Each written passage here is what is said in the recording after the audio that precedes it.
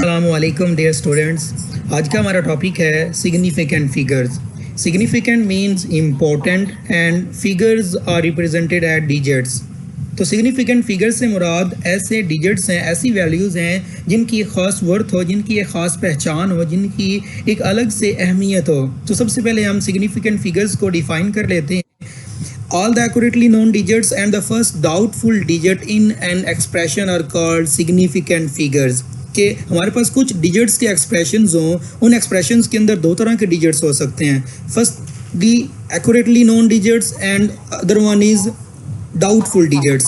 What is mean by accurately known digits and what is mean by doubtful digits, इनको हम अपनी further example के अंदर understand करेंगे। सबसे पहले हम सिग्निफिकेंट फिगर्स को एक छोटी सी एग्जांपल से अंडरस्टैंड करते हैं। जैसा कि हमारे सामने एक वो अल्फ़ाबेट एक लेटर लिखा हुआ है 1।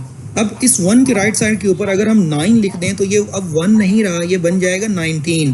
और अब इस 19 के राइट साइड के ऊपर अगर हम 0 लगा दें तो इसका मतलब अब ये 19 भी नहीं रहा, ये बन जाएगा 190। तो इसका मतलब यहाँ पे 0 एक सिग्निफिकेंट डिजिट है, 9 की एक अलग से अहमियत है और 1 की भी एक अलग से वैल्यू है। इसका मतलब कि अगर हम इन तीनों में से कोई एक भी डिजिट उड़ा देते हैं, मिटा देते हैं, डिलीट कर देते हैं, तो इसका मतलब कि इस वैल्यू के अंदर चेंज आ जाएगा। तो सिग्निफिकेंट फिगर्स की जरूरत हमें क्यों पेश आती है? It reflects the precision of a measured value of a physical quantity. कि सिग्निफिकेंट फिगर्स किसी भी फिजिकल क्वांटिटी की एक्यूरेसी को बयान करते हैं। जितने किसी भी फिजिकल क्वांटिटी के अंदर सिग्निफिकेंट फिगर्स होंगे वो उतनी ही ज़्यादा एक्यूरेट वैल्यू होगी। तो अब अंडरस्टैंड करते हैं अपनी सेकंड एग्जांपल से सिग्निफिकेंट फिगर्स को। That is for example a student measures the length of a book as 18 centimetre using a measuring tape. The numbers of significant figures in his or her measured value are 2। जैसा कि हम जानते हैं 190 के अंदर 3 significant figures थे और 18 के अंदर 2 significant figures होंगे। अब हम चलते हैं उस बात की तरफ जिसको हमने कहा था accurately known digits और doubtful digits। The left digit 1 is the accurately known digit while the 8 is the doubtful digit for which the student मे और मे नॉट श्योर। जैसा कि हम जानते हैं मेजरिंग टेप के ऊपर जो हमारे पास सेंटीमीटर्स होते हैं, इंचेस होती हैं, तो अगर एक स्टूडेंट अब एक किसी भी बुक की लेंथ को मेजर करता हो जो कि हमें बताता हो कि 18 सेंटीमीटर है, तो इसका मतलब कि यहाँ पे 1 जो एक्यूरेट डिजिट है, ये तो कंफर्म है कि 1 तो ज़रूर है। तो जो हमारे पास 8 डिजिट है इसको हम डाउटफुल डिजिट इसलिए कह रहे हैं कि हो सकता है कि 8 वाली जो सेंटीमीटर वाली लाइन है उससे कुछ थोड़ा सा पॉइंट वो पीछे मेजर कर चुका हो, लेकिन उसको वो अप्रोक्सीमेटली तौर पे 8 कह चुका हो या फिर 8.1 हो। तो इसीलिए हम यहाँ पे 1 को एक्यूरेट डिजिट और 8 को हम डाउटफुल डिजिट कहते हैं। तो अगर कोई और स्टूडेंट इसी बुक को इस तरह से मेजर करे, another student measures the same book using a ruler or claims its length to be 18.4 centimeter. In this case, all the three figures are significant. The two left digit 1 and 8 are accurate known digits.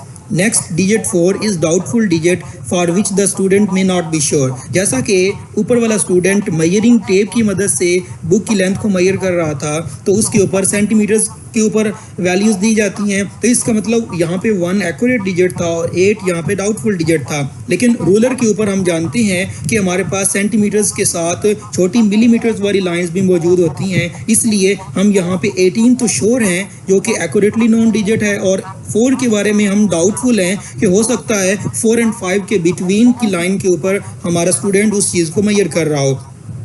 तो इन तमाम दोनों example से significant figures को understand करने के बाद हम दोबारा फिर से डिफाइन करते हैं what is mean by significant figures. The significant figures are all the digits that are known accurately and the one estimated digits mean doubtful digit. तो जैसा कि मैं ऊपर पहले बयान कर चुका हूँ कि किसी भी वैल्यू के अंदर जितने ज़्यादा सिग्निफिकेंट डिजिट्स होंगे वो वैल्यू उतनी ही ज़्यादा एक्यूरेट होगी, वो वैल्यू उतनी ही ज़्यादा प्रिसाइज होगी। More significant figures mean greater precision.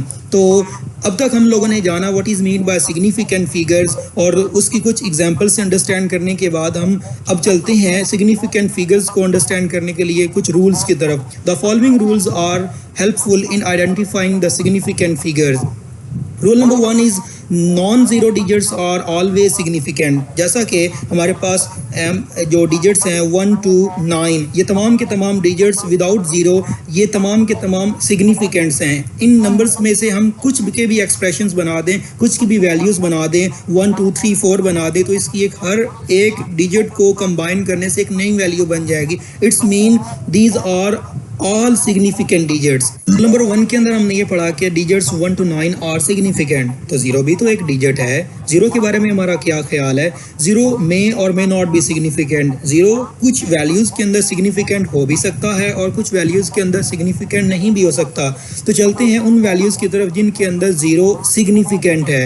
For example, zeros between two significant figures are also significant. Just like 1 and 1 are significant and 0 is between two significant digits, so that 0 is also known as significant. So 10003, 1 and 3 is significant, so the number all zeros between two significant figures are also significant. और secondly के zero significant कब हो सकता है? Final और ending zeros on the right side in decimal fraction are significant, के all the zeros on the right side are significant. तो अब हम बात करते हैं कि when zero is not significant.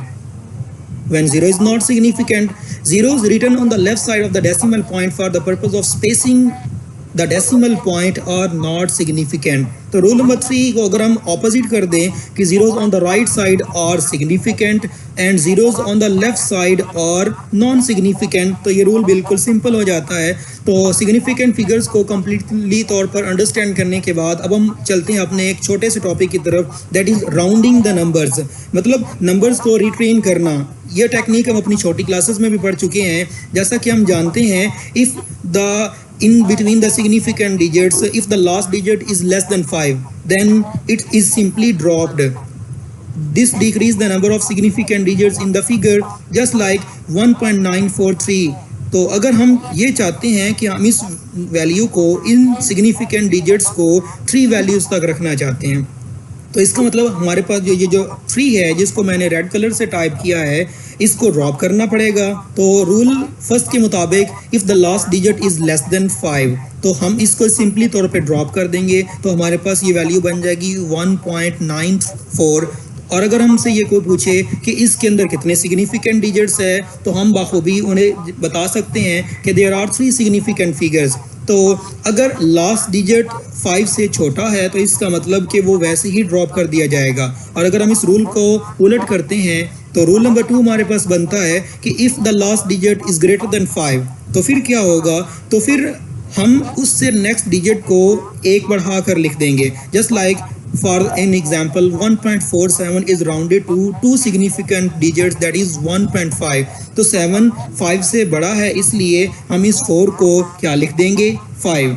तो अब ये तो 2 सिंपल रूल्स हैं कि if last digit is less than 5 and if last digit is greater than 5। और अगर लास्ट डिजिट 5 ही आ जाए तो फिर क्या होगा? तो फिर हम इवन एंड ऑड की कंसेप्ट के ऊपर चलते हैं कि अगर लास्ट डिजिट 5 है और उसके पहले आने वाला डिजिट अगर ऑड है, जस्ट लाइक 1 3 5 7 एंड 9, तो इसका मतलब कि हम उस अगले डिजिट को एक रिट्रेन नहीं करेंगे, एक पॉइंट बढ़ा देंगे, तो ये बन जाएगा 1.34 इज़ राउंडेड टू 1.4। और अगर ये कॉन्सेप्ट आ जाए इवन नंबर्स की तरफ, जस्ट लाइक 1.65, तो इसका मतलब कि हमारे पास लास्ट डिजिट है 5 और उससे पहले वाला डिजिट हमारे पास एक इवन नंबर है। Just like even numbers are belongs as 2 4 6 and 8, तो इसका मतलब कि 1.65 इज़ आल्सो राउंडेड टू 1.6। तो आई होप कि आप लोगों को सिग्निफिकेंट फिगर्स और